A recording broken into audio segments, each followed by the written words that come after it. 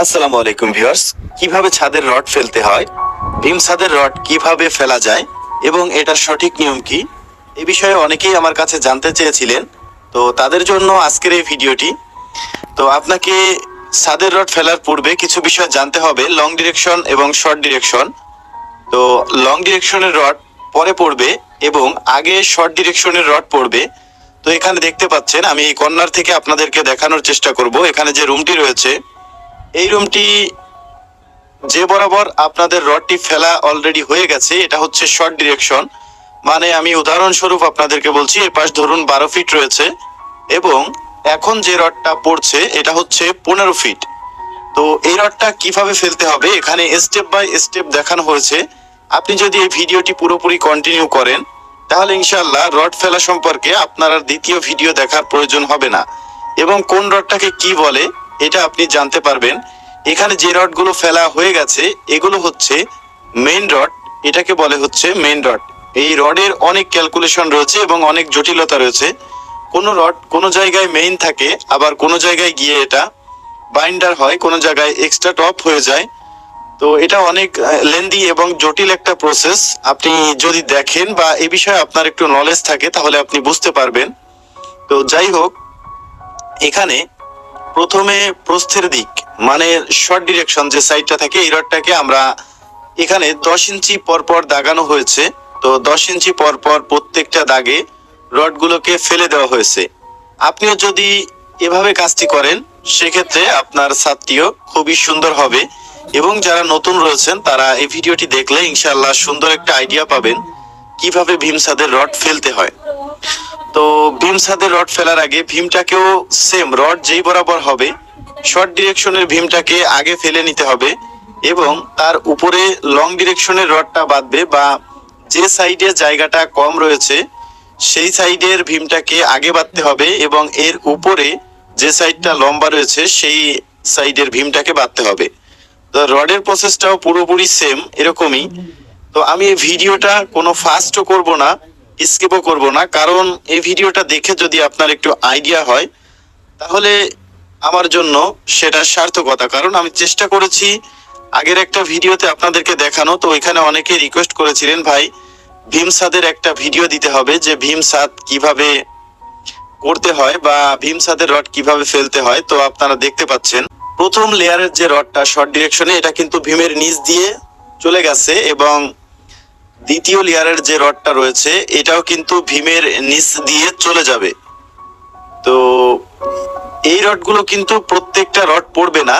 এখানে যে L4 এ crank দেওয়া হবে, L4 বলতে হচ্ছে আপনার যে রুমটা এদিকে 12 ফিট রয়েছে, তো এই সাইডে যে 3 ফিটের বাহিরের যে রডগুলি থাকবে প্রতিটা দাগে, তো সেই দাগের রডগুলোকে এখানে আগে ফেলা হবে। এবং L4 বলতে হচ্ছে আপনার একটা রুম যদি 12 ফিট থাকে, এটাকে আপনি 4 ভাগে ভাগ করবেন, 2 সাইডে 2 ভাগ থাকবে এবং মিডিলে থাকবে 2 ভাগ। সেক্ষেত্রে আসে 2 সাইডে 3 ফিট 3 ফিট করে 6 ফিট এবং মিডিলের দিকে 6 ফিট থাকবে। তো এখানেও সেম টু সেম প্রসেসে দেখানো হচ্ছে।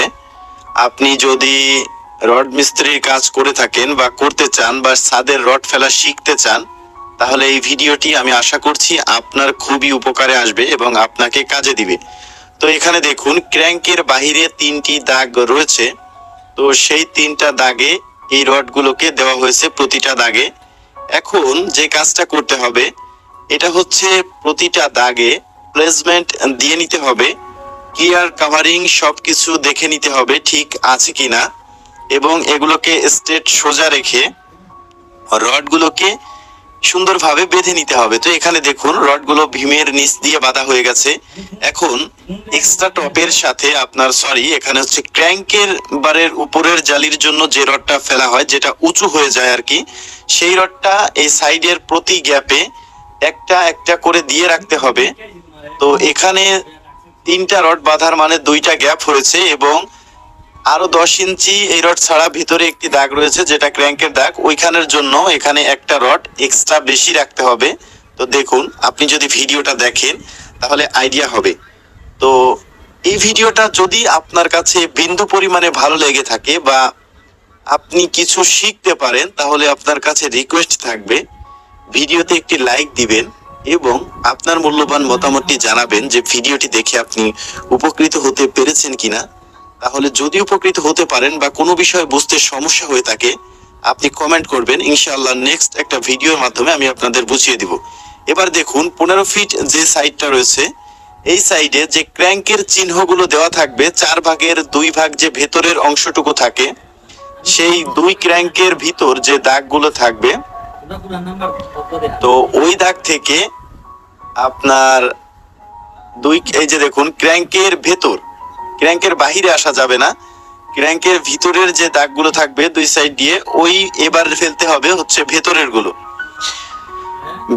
গুলো ফেলার পর এবার আপনি যে 10 ইঞ্চি পর পর যে দাগটা রয়েছে এবার হচ্ছে এই যে লং ডিরেকশনের আবার এই রডগুলো ভীমের নিচ দিয়ে দিতে হবে। কিন্তু এর আগে যে রডটা আপনারা দেখতে পেলেন 2 ক্র্যাঙ্কের ভিতরে ওইটা ভীমের উপর দিয়ে দেওয়া হয়েছে।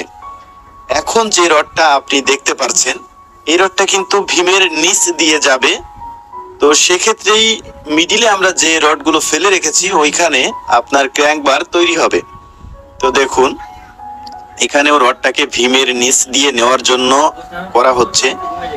এখানে রুমগুলো কিন্তু ক্রাস রয়েছে। অনেকেই জানতে চেয়েছিলেন ভাই যদি রুম ক্রাস থাকে একই বরাবর না থাকে তাহলে কিভাবে রড ফেলতে হয়।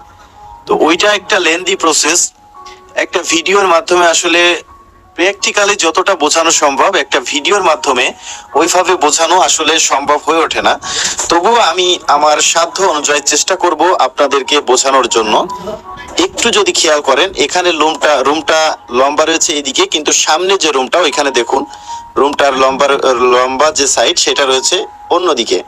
তো যার কারণে ওইখানে রডটা ফেলা একটু ক্রিটিক্যাল বিষয়, কিন্তু আপনি যদি আস্তে আস্তে বুঝে যান তাহলে এটা আর আপনার কাছে কোনো ক্রিটিক্যাল বিষয় হবে না, এটা ইজি একটা প্রসেস। তো দেখুন আমি চেষ্টা করছি আপনাদেরকে পুরো বিষয়টা বোঝানোর জন্য। তো আজকে আমরা এই বিষয়টা দেখব। এখানে দেখুন এবার ক্র্যাঙ্কের উপর দিয়ে রডটা দেওয়া হচ্ছে, ক্র্যাঙ্ক বারের কিছু রড ওইখানে কিন্তু ফেলা হয়ে গেছে, এটাও কিন্তু ভীমের নিচ দিয়ে যাবে।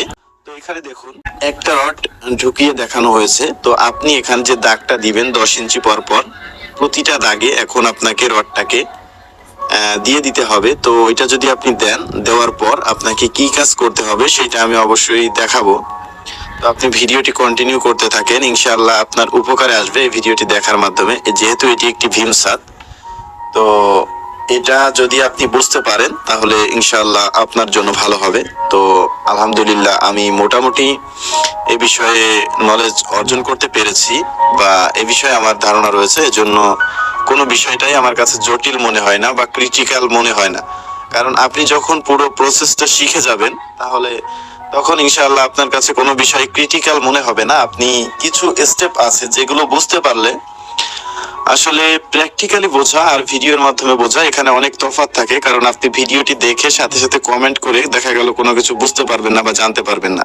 আর আপনি যদি প্র্যাকটিক্যালি জায়গায় থাকেন তাহলে কোনো ভুল হলে আপনি সেই প্রশ্নটা আমাকে করতে পারবেন, আমি আপনাকে বলতে পারবো যে এই বিষয়টা এরকম না, এভাবে করতে হয়। তো ভিডিওর মাধ্যমে আসলে ওইভাবে বোঝানো সম্ভব নয়।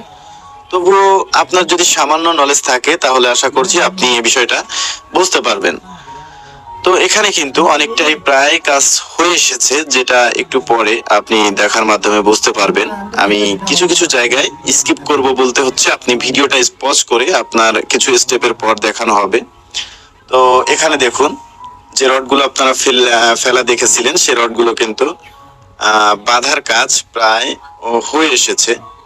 তো মানে রড ঢুকানোর কাজ, তো একটু পরেই বাঁধা হবে। এগুলোকে গ্যাপগুলোকে সুন্দরভাবে সোজা করে তারপর এই রডগুলোকে বেঁধে দেওয়া হবে। তো আপনি এভাবে যদি করেন এরপর এই যে আপনার প্রস্থের এই সাইডের যে রডগুলো রয়েছে এগুলোকে ফেলতে হবে।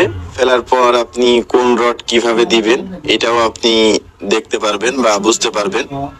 তো প্রথম জটিলতার বিষয় ছিল, কিন্তু এখানে যতটুকু অতটুকু কিন্তু আপনার প্রায় দেখা হয়ে গেছে। তো এখানে দেখুন রডগুলোকে সুন্দরভাবে বেঁধে নেওয়া হয়েছে। তো আমি আশা করছি আপনারা বুঝতে পারছেন।